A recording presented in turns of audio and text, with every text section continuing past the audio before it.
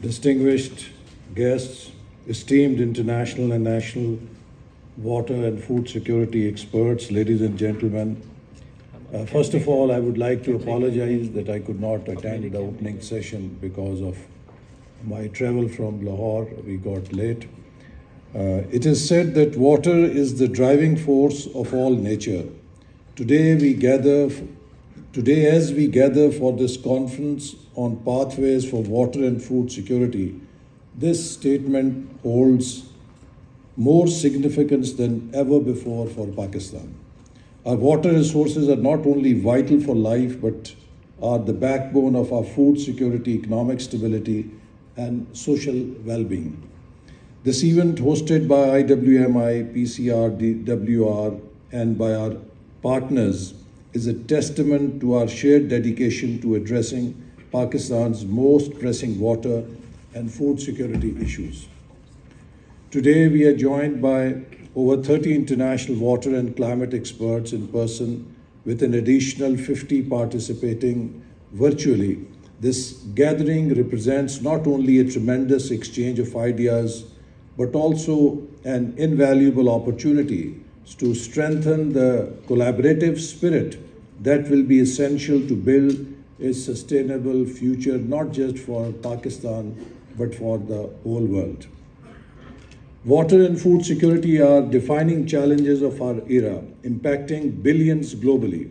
According to the World Bank, over 2.2 billion people worldwide lack access to safe drinking water. Here in Pakistan, the situation is even more dire. Our per capita water availability has fallen sharply from 5,600 cubic meters in the 50s to under 900 cubic meters today, well below the water scarcity threshold of 1,000 cubic meters per capita. This ranks Pakistan among the most water-stressed countries globally, with significant implications for food security, public health, and economic stability.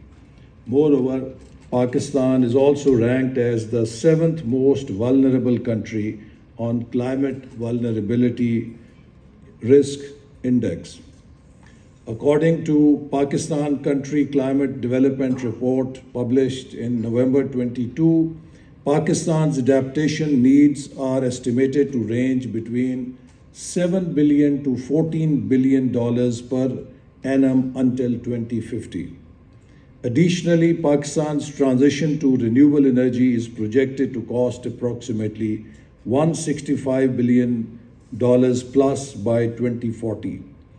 These figures underscore the critical need for substantial investments in climate resilience and the importance of international support to help Pakistan address the escalating challenges posed by climate change, while Pakistan has the least footprint in global carbon emissions. So Pakistan is at the receiving end of the climate disaster that others have produced, and people in Pakistan, the poor people in Pakistan, are now paying the price. And in 2022, we saw that how poorest of the poor in Pakistan heavily paid the price of one of the most terrible climate disasters we have seen in recent history.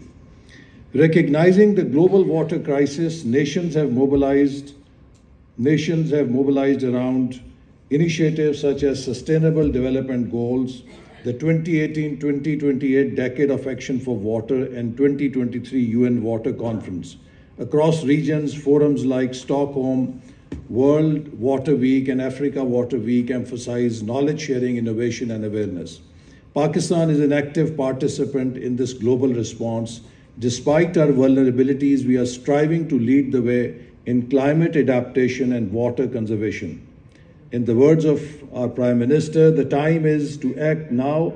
Our children's future depends on the actions we take today to protect and conserve our precious resources. Pakistan boasts one of the world's largest irrigation systems, covering approximately 17 million hectares. Yet this system faces multifaceted challenges stemming from population growth, industrialization, and environmental degradation. Today, agriculture consumes over 90% of our water resources, but we still face issues of inefficient irrigation practices and significant water losses estimated at up to 40%. The impacts of climate-induced events, including floods, droughts, and glacial melts, have affected over 40 million people in the past decade alone, with losses estimated to exceed far greater than $30 billion. In response, we have made significant investments to safeguard Pakistan's resources. Our national water policy, launched in 2018, outlines strategic goals and targets with a focus on achieving sustainable water management by 2030.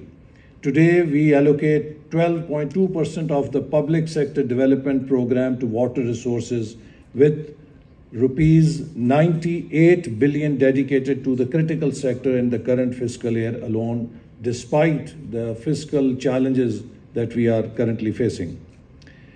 To address these interconnected issues, the government has introduced the 5 E's framework, a national economic transformation plan, where the third E focuses on environment and climate change, with particular focus on water and food security. Our approach emphasizes self-reliant adaptation measures and sustainable practices to counter the impacts of natural disasters such as droughts and floods. Initiatives like Recharge Pakistan exemplify our commitment to ecosystem-based adaptation. Through floodplain management and wetland restoration, this program is expected to benefit over 10 million people by increasing water retention, reducing flood risks, and enhancing biodiversity. National Flood Protection Plan, approved in 2017, has been revised in light of 2022 floods, which will cost about $4 billion in next 10 years. Food security is equally critical, with agriculture employing nearly 40% of our workforce and contributing about 20% to our GDP. Climate-induced challenges such as drought and water scarcity have direct impacts on food production and prices. According to the Global Hunger Index, Pakistan ranks 92nd out of 116 countries, with nearly 40% of children under 5 facing stunted growth. Our response includes bold initiatives like Green Revolution 2.0, the National Zero Hunger Program, which aims to reduce food insecurity by 30% in next 2 years. The Benazir Income Support Program has also been instrumental, reaching over 8 million families and supporting food security among vulnerable populations. To address water and food challenges, we must leverage advanced technologies. Innovation and technology are our tools to meet tomorrow's challenges. We are at a new revolution, which I call a techno-economy revolution, in which the new technologies are redefining the entire landscape of human progress and development, and therefore in water and food security, they offer tremendous opportunity for leapfrog into the future. With this vision, Pakistan is pioneering precision agriculture, satellite monitoring, and AI-driven water management systems. Sponge cities, for instance, aim to manage excess water during floods by retaining rainwater, reducing flood risks, and promoting urban resilience. The journey towards water and food security also relies on political stability and policy continuity.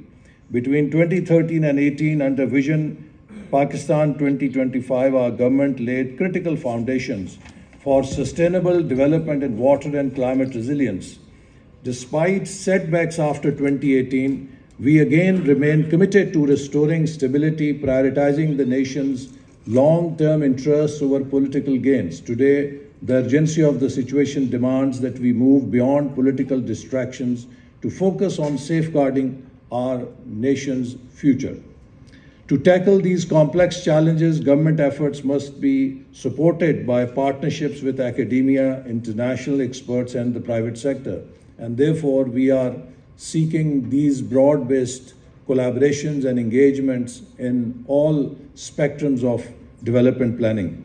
I'm encouraged by the commitment of organizations like IWMI with its extensive network and expertise in cross-sectoral approaches to climate resilience development. I invite International Water Management Institute to partner with Planning Commission in developing a scientific roadmap to address environmental, climate, and social challenges affecting Pakistan's water and food security.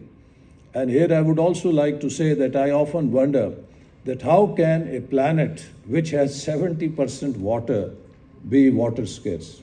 I think the opportunity for mankind on this planet Earth lies in breaking the code of water desalination.